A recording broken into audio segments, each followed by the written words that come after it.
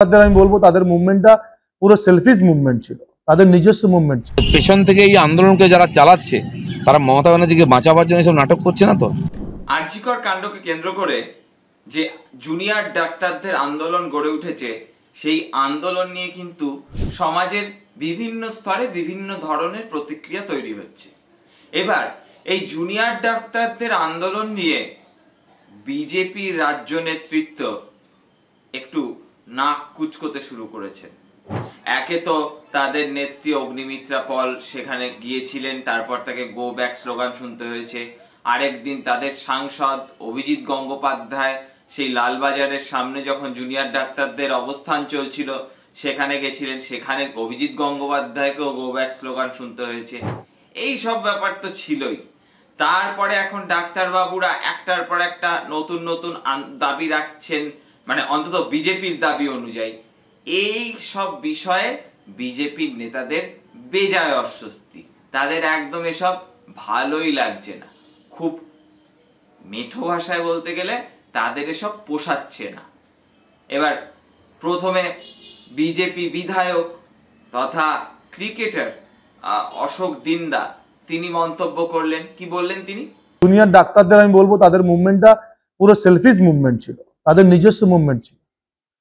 তারা কিন্তু অভয়ার তাদের 5টা দাবিতে একটাও কিন্তু অভয়ার দোষীদের ফাঁসি চাই সেই কথাটা উল্লেখ নেই।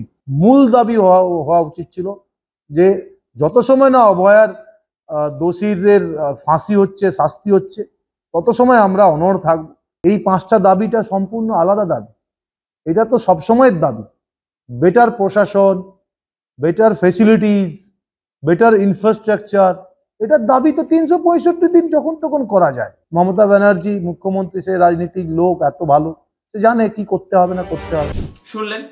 এবার তিনি তো আবার সেলফিশ টেলফিশ এইসব বলতে শুরু করলেন। এবার বাঙালি আমরা একটু সেলফিশের জায়গায় প্রথম থেকে ছোটবেলা থেকে একটু ফিশ শব্দটার সঙ্গে বেশি পরিচিত, মাছে ভাতে বাঙালি।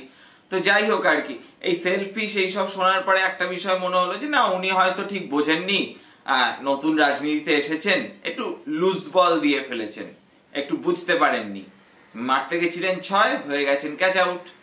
কিন্তু অশোক দিন্দার পরে যিনি মুখ খুললেন তাকে তো আর রাজনীতিতে নবাগত বলা যায় না। তিনি হলেন এক সময়ের বিজেপি রাজ্য সভাপতি, আবার কি সব জানি কি কেন্দ্রীয় সর্বভারতীয় সহ সভাপতি না এইসব পদে টদেও ছিলেন। সেটা পদ না বিপদ সেটা জানা নাই, যাই হোক এরকম একটা পদে ছিলেন। তার গুরুত্ব কি খায় না মাথায় দেয় সেটাও আমরা খুব একটা বুঝি না, তবু আর কি পদে তো ছিলেন। আর সর্বভারতীয় সহ সভাপতি, তাও আবার বিশ্বের বৃহত্তম রাজনৈতিক দল নাকি। কোন দিক থেকে বিশ্বের বৃহত্তম রাজনৈতিক দল, হ্যাঁ সেই বিতর্কে আমরা যেতে চাইছি না। যাই হোক, যে পয়েন্টটা বলছিলাম, হ্যাঁ, তো বিজেপির এক সময় রাজ্য সভাপতি, সেই মানে মুগুর ভাজা লাঠি খেলা দিলীপ ঘোষ মহাশয়, তিনি কি বললেন এই জুনিয়র ডাক্তারদের আন্দোলন সম্পর্কে? জুনিয়র ডাক্তারদের সবাই প্রশ্ন করছে যে এত নাটক করে কি হলো, রাত জেগে করে। আর.জি. কর যে ঘটনা, তার কি পরিবর্তন হয়েছে? তার কজন দোষী সাজা পেয়েছে? যাদের উনি পদত্যাগ চেয়েছেন তারা প্রমোশন পেয়েছে। তো পেছন থেকে এই আন্দোলনকে যারা চালাচ্ছে তারা মমতা ব্যানার্জিকে বাঁচাবার জন্য এসব নাটক করছে না তো। রাত জাগো, ক্যান্ডেল জ্বালাও, চল রাত্রেবেলা একটু বাতি জ্বালিয়ে ছবি তুলে চলে আসে। এই জন্য কি দেড় মাস ধরে বাংলার মানুষ কষ্ট পেল? শুনলেন? তার কথা অনুযায়ী জুনিয়র ডাক্তারদের আন্দোলন এসব নাটক। সত্যিই তো খুব গায়ে লাগছে। স্বাভাবিক, এটা স্বাভাবিক।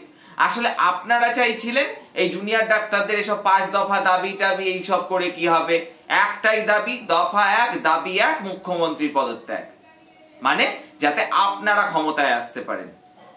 তা দাদা, এতদিন ধরে তো চেষ্টা করছেন রাজনৈতিক ভাবে, আপনারা কি করতে পেরেছেন?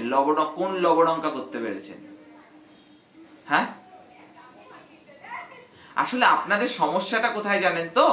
এই জুনিয়র ডাক্তারদের আন্দোলনে কোনো ধর্মের ভেদাভেদ নেই, কোনো জাতির ভেদাভেদ নেই, শ্রেণীর ভেদাভেদ নেই। মানুষের কর্মসংস্থান, মানুষের নিরাপত্তা, মানুষের দাবি দাওয়া নিয়ে কথা হচ্ছে।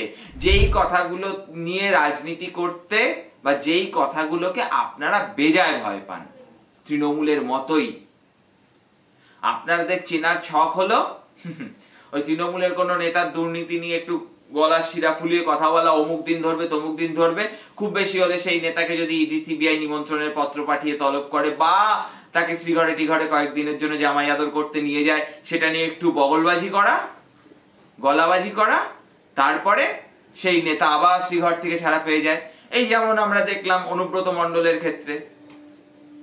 আসলে লাভের লাভটা কিছুই হয় না, আপনারা শুধু গলার শিরা ফুলিয়ে চিৎকার করেন। আপনাদের আরো সমস্যা হচ্ছে, আপনারা এত বছর ধরে আন্দোলন করে কিছু করতে পারলেন না, জনমানুষের এত সমর্থন পেলেন না, আপনাদের জন্য নাগরিক সমাজ পথে নামলো না, আপনাদের জন্য মানুষ রাত দখলে নামলো না। কোথাকার কোন কয়েকটা বাচ্চা ছেলে, আপনাদের মানে আপনাদের মনোভাবটা যেরকম আর কি, কয়েকটা বাচ্চা ছেলে বাচ্চা মেয়ে নেমে গেল, কয়েকটা জুনিয়র ডাক্তার নেমে গেল, আর তাদের কথায় কিনা আপামর নাগরিক সমাজ বঙ্গবাসী পথ হাঁটতে শুরু করবে? এটা কি মানা যায়? আমরা হলাম বিশ্বের বৃহত্তম রাজনৈতিক দলের পশ্চিমবঙ্গের শাখা, আমাদের সঙ্গে আরএসএস আছে, বিশ্ব হিন্দু পরিষদ আছে, আরো না জানি কত কি আছে। আমরা রামনবমীর মিছিল করে দেখিয়ে দেই আমরা কতটা শক্তিশালী এই পশ্চিমবঙ্গের মাটিতে। কিন্তু আপনারা এই আরজিকর কাণ্ডে আপনাদের ভূমিকা বা আপনাদের প্রতিবাদের ক্ষেত্রে বা লড়াই আন্দোলনের ক্ষেত্রে আপনাদের অবস্থান, আপনারা অশ্বডিম্ব ছাড়া আর কিছু প্রসব করতে পারেননি, তাই গায়ে জ্বালা ধরছে। বুঝতে পারছি এই জ্বালা ধরা স্বাভাবিক। আরো জ্বালা ধরছে তার কারণ এই ডাক্তাররা বলছেন হাতরাস সে আজাদি, উন্নাও সে আজাদি, বিলকিস বানো বিচার চাইছে, বিলকিস বানোর একই স্বর, জাস্টিস ফর আরজি কর। এই কথাগুলো আপনাদের সামনে বললে পরে সত্যিই তো এটা কি মানা যায় যে বিলকিস বানোকে ধর্ষণ করে তার সন্তানকে হত্যা করার পরে যারা সাজা পেয়েছিল সেই সাজাপ্রাপ্ত আসামিদের যে বিজেপির গুজরাট সরকার গলায় মালা পরিয়ে বরণ করে জেল থেকে মুক্তি দেয়, সেই বিজেপি, সেই ভারতীয় জনতা পার্টি কি করে এই স্লোগান শুনবে যে বিলকিস বানোর একই স্বর, জাস্টিস ফর আরজি কর? ফলে আপনাদের হম্বিতম্বিটা খুব একটা অনর্থক এটা বলছি না, আপনারা আপনাদের কাজই করছেন, অবশ্যই স্বাভাবিক। এটা কি নেওয়া যায়? তারপরে সব আজাদি টাজাদি কি সব স্লোগান, যেটা আপনাদের কথা অনুযায়ী দেশদ্রোহীরা নাকি দেয় ইত্যাদি ইত্যাদি। কারা যে দেশদ্রোহী আর কারা যে দেশভক্ত সেটাই তো আমরা বুঝতে পারছি না। যারা দেশের কোটি কোটি টাকা মেরে বিদেশে চলে যাচ্ছে আর যারা সেই লোকজনদের বিদেশে পৌঁছে দেওয়ার বা পৌঁছে যাওয়ার সুবিধা করে দিচ্ছে, তারা দেশভক্ত নাকি তারাই আসল দেশদ্রোহী? প্রশ্নগুলো উঠছে দিলুদা। একই সঙ্গে জুনিয়র ডাক্তাররা কিন্তু থেমে নেই, তারা এসএসকেএম এ গণকনভেনশন করেছেন, এসএসকেএম অডিটোরিয়ামে। তাদের বিভিন্ন অডিটোরিয়াম ভাড়া দেওয়া হয়নি, তাদের বুকিং এর জন্য আবেদন করা সত্ত্বেও সাড়া দেওয়া হয়নি। কখনো বলা হয়েছে দেবো, তারপরে বলছে দেবো না, মানে এই আছি তবু নেই, দিচ্ছি তবু দেবো না, পশ্চিমবঙ্গের যেটা কালচার আর কি বর্তমান সময়ে। হ্যাঁ, মানে আপনি আছেন কিন্তু আপনি নেই, মানে সবই পিসি সরকারের ম্যাজিকের মতো চলছে আর কি। না না, পিসি সরকার না, পিসি সরকার। আপনারা যে কি ভাবেন না। হ্যাঁ, তো যেটা বলছিলাম, তো জুনিয়র ডাক্তাররা আবার মহালয়ার দিন মহাসমাবেশের ডাক দিয়েছেন এবং সেই মহাসমাবেশে সামিল হওয়ার জন্য আপামর নাগরিক সমাজকে তারা আহ্বান জানিয়েছেন। ফলে জুনিয়র ডাক্তারদের আন্দোলন কিন্তু থেমে নেই এবং মহালয়ার আগের দিন রাত থেকে পশ্চিমবঙ্গের বিভিন্ন প্রান্তে রাত দখলেরও ডাক দেওয়া হয়েছে। তাই আন্দোলন চলছে, চলবে। যাদের এইসব আন্দোলন পছন্দ হচ্ছে না, যারা এর মধ্যে নাটক দেখতে পাচ্ছেন, কেউ আবার সেলফিশ এইসব শব্দ টব্দ বলছেন, তারা তফাৎ যান। আপনারা হিন্দু মুসলিম জাতপাত, কে রোহিঙ্গা, কে মতুয়া, কে রাজবংশী, এই অঙ্ক কষতে থাকুন। আপনাদের চেনা সিলেবাস ওটাই। আপনারাও মশাই ব্যাপক ঘেটে গেছেন। যেমন মুখ্যমন্ত্রী মমতা বন্দ্যোপাধ্যায় এই আন্দোলন নিয়ে ঘেটে গেছেন, তার কারণ তার চেনা সিলেবাসের প্রশ্ন নয় এই আন্দোলনটা, কারণ প্রতিবার যখন আন্দোলন হয় তিনি সিপিএম, বিজেপি, কংগ্রেস, হ্যান ত্যান, জগাই মাদাই, বিদায় গদাই এইসব বলে টলে ব্যাপারটাকে জেনারেলাইজ করে দেন। কিন্তু এবার তো এই নাগরিক সমাজ কারা, এরা সিপিএম না বিজেপি না কংগ্রেস না অন্য কিছু না নকশাল, সেটাই তিনি ঠিক করে বুঝে উঠতে পারছেন না। ফলে সমস্যা হচ্ছে, আপনাদের অবস্থা হয়েছে তাই। এরা হিন্দু না মুসলিম, রোহিঙ্গা না মতুয়া, বোঝা যাচ্ছে না। তাই আপনারা বলছেন আমরা তো এই সিলেবাসে পড়াশোনা করে আসিনি, সিলেবাসের বাইরে প্রশ্ন আসছে, সাজেশনের বাইরে প্রশ্ন এসছে, তাতে যা হওয়ার তাই হচ্ছে। ওই যেমন ছোটবেলায় আমরা করতাম, বাড়িতে পরীক্ষা দিয়ে সিলেবাস মানে নিজে যেটা পড়েছি সেটা আসেনি আর কি, এসে তখন বলতাম জানো মা পরীক্ষায় কত সময় কম দিল, জানো তো পেজ কম দিয়েছে লিখতে পারিনি, জানো তো পাশের ছেলেটা জ্বালাচ্ছিল। আপনাদের অবস্থা এখন তাই হয়েছে। যাকে এইসব আমরাও দেখতে থাকি।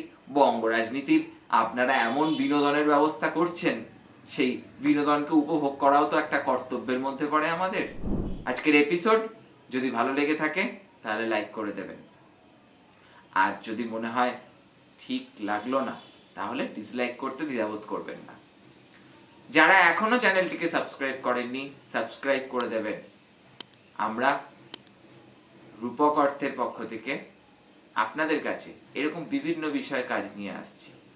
দেখতে থাকুন রূপক অর্থে। দেখা হচ্ছে অন্য কোনো এক এপিসোডে।